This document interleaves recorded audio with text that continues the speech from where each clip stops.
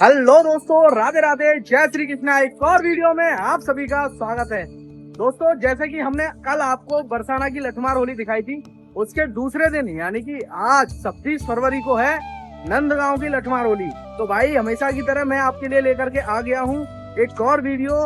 बहुत ही ज्यादा स्पेशल होने वाला है, क्योंकि इसमें हम आपको पूरी नंदगांव की होली दिखाने वाले हैं। बहुत ज्यादा आनंद आएगा, पूरा वीडियो देखना। और चैनल पर नए हो तो चैनल को सब्सक्राइब करके हमसे जुड़ जाना। अभी मैं फिलहाल खड़ा हूँ कोसी से नंदगांव आने वाले रोड पर। इधर से कोसी से मैं आया था और इधर की तरफ है नंदगांव। तो अभी हम अंदर चलेंगे, सारी चीजें आपको दिखाएंगे। तो आखिरी तक वीडियो में बने रहना और चैनल पर नए हो तो चैनल को सब्सक्राइब करके हमसे जुड़ जाना। बहुत ही ज्यादा आनंद आने वाला है।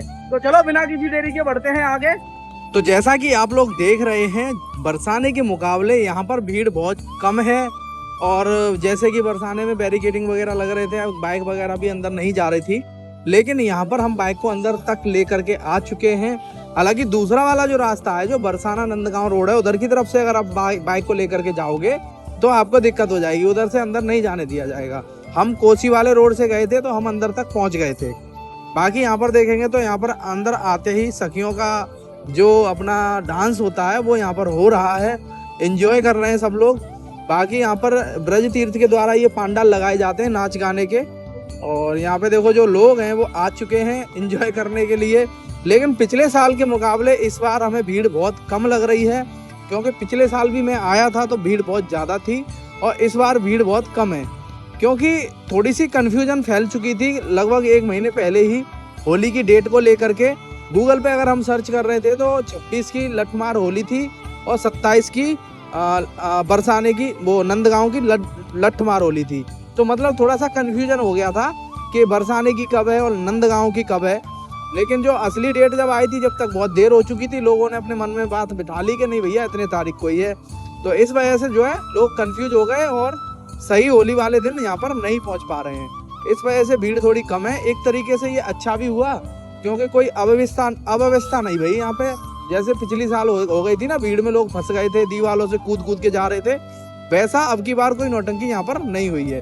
बाकी यहाँ पे सभी लोग एंजॉय कर रहे हैं। सभी लोग इतना तो मुझे पता है कि जहाँ पे जितने भी लोग आते हैं एंजॉय करने के लिए, जो ज़्यादा लड़कियों पे गुलाल फेंकेगा या फिर रोड पे लोट के डांस करेगा, तो आप समझ जाइए कि हाँ भाई 2 पैग मार के आया है या फिर भांग पी के आया है। तो ये यहाँ की स्थिति रहती है। ये ब्रज की होली है और ये इसको सिर्फ होली की तरह नहीं देखना चाहिए। ये ब्रज की हमारी की एक परंपरा है।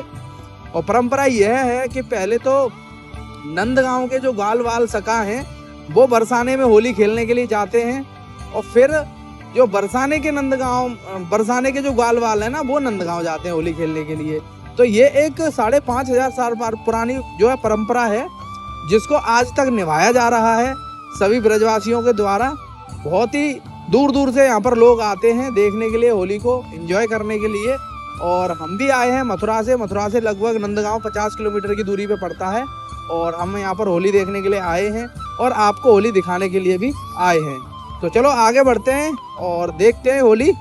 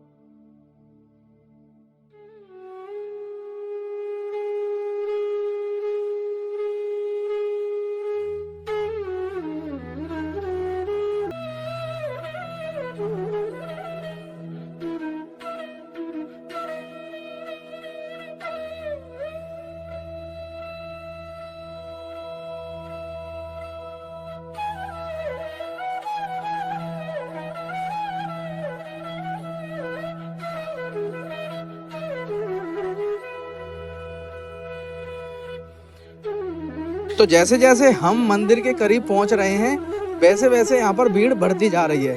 जैसे कि आपने बरसाने की वीडियो में देखा होगा, हमने आपको दिखाया था कि रंगीली चौक और रंगीली गलियां होती हैं जहां पर होली की व्यवस्था की जाती है, खेलने की पंडाल वगैरह लगाए जाते हैं।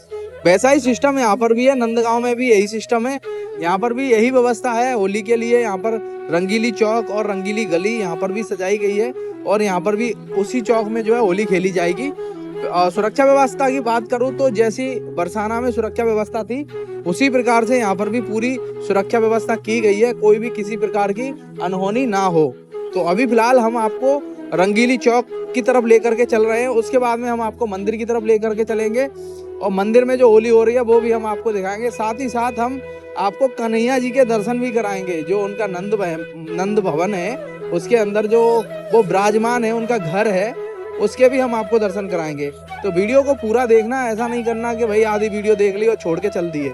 ऐसा करोगे तो बहुत सारी डिटेल आपसे मिस हो जाएंगी। इस वीडियो में आगे मैं और भी बताने वाला हूँ कि ब्रज की होली और कहाँ पर और खेली जा रही है, तो वो भी एक जानने का विषय है, तो आप जरूर जानना उसको भी। तो अभी फिलहाल हम आ चुके हैं रंगीली चौक पर और यहाँ आप देखेंगे तो ये रंगीली चौक है। रंगीली चौक आप समझ जाइए कि पूरे घर यहाँ पर रंग में पुते हुए हैं, सभी भगवा कलर के हो रहे हैं, ऑरेंज कलर के, और यहाँ पे पंडाल लगाया गया है, डेकोरेशन करी गई है, साथ ही साथ बैरिकेटिंग लगा करके उसको एक तो सुरक्षित जगह बना दिया गया ताकि कोई बाहर का व्यक्ति उसमें अंदर प्रवेश ना कर सके।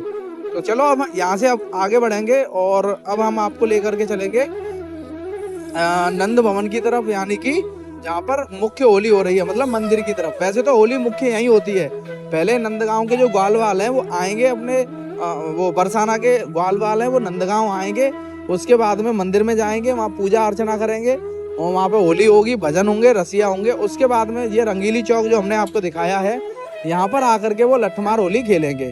तो ये पूरा जो शेड्यूल है इस तरीके से डिजाइन किया जाता है कि बिल्कुल देरी होने की संभावना नहीं होती है और पूरी सुरक्षा इनको दी जाती है कि कोई बाहर का व्यक्ति आकर के यहाँ पे हंगामा ना करे।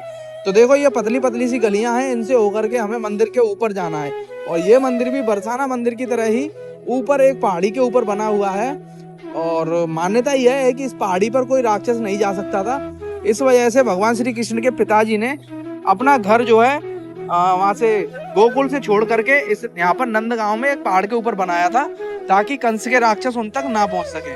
तो ये भी एक शेड्यूल था पहले पुराने जमाने की पूरी। ये आप सोच सकते हैं कि आज के ज़माने में इतनी सारी मशीनरी हो गई है, लेकिन पिछले जो 5,500 साल पहले की बात करें तो जब ऐसी कोई मशीन नहीं थी, हाथ पैरों से ही सारे काम होते थे।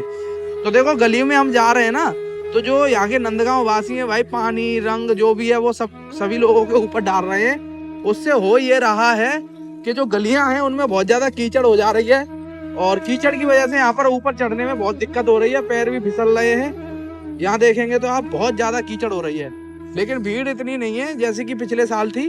तो आराम से हम गलियों से होकर के अंदर जा रहे हैं। पिछले साल बहुत ज़्यादा भीड़ थी, मैं फंस गया था और बड़ी मुश्किल से निकल के बाहर की ओर आया था। तो देखो अभी हम मंदिर पे पहुंचेंगे और मंदिर के आपको होली दिखाएंगे, तो वीडियो को स्किप मत करना, मंदिर तक तो देखना, तभी आपको आनंद आएगा। तो यहाँ देखिए बहुत सारी सखियाँ खड़ी हैं जो कि गुलाल बरसा रही हैं। भाई जब आओ ना होली देखने तो सखी के द्वारा गुलाल अपने जरूर लगवाना, जरूर डलवाना, क्योंकि ये ब्रज की परंपरा है कि सखियाँ कान्हा के गुलाल जरूर लगाती हैं। तो देखो पतली पतली गलियों से होकर के हम जा रहे हैं और सीढ़ियाँ बनी हुई हैं और सबसे बड़ी दिक्कत तो यही आती है इस जगह पर कि जो सीढ़ियाँ हैं ना उन पे पानी फैल जाता है और उससे हो जाती है चिकनाई, जो मिट्टी होती है, गुलाल होता है, उससे चिकनाई हो जाती है। इसकी वजह से पैर फिसलते हैं, बहुत समस्या होती है ऊपर जाने में, नीचे आने में। लेकिन हम कोशिश करके ऊपर की ओर जा रहे हैं और देखो फिलहाल हम मंदिर के अंदर प्रवेश कर चुके हैं और बहुत तगड़ी सुरक्षा व्यवस्था यहाँ पर की गई है कि एक गेट से आप अंदर जाओगे तो दूसरे गेट से ही आपको बाहर का रास्ता मिलेगा। जिस गेट से आप अंदर जाओगे उससे आप बाहर नहीं आ सकते। तो इस तरीके से यहाँ की व्यवस्था की गई है ताकि भीड़ को कंट्रोल किया जा सके। तो अब फिलहाल हम मंदिर के अंदर आ चुके हैं, तो आप अब होली को एंजॉय करिए आराम से।